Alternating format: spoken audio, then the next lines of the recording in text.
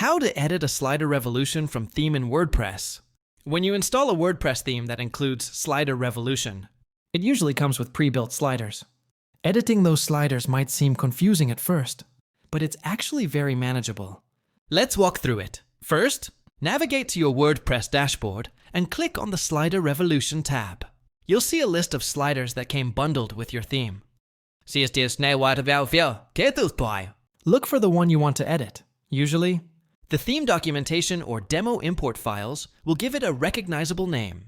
Click Edit next to the slider you want to work on. This opens up the visual editor. Here, you can see all the layers, text, images, buttons, etc.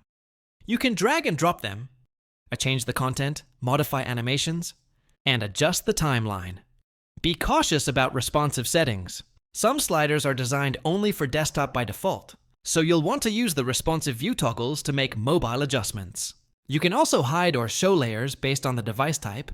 Also, if the slider is embedded via shortcode or widget in your page builder.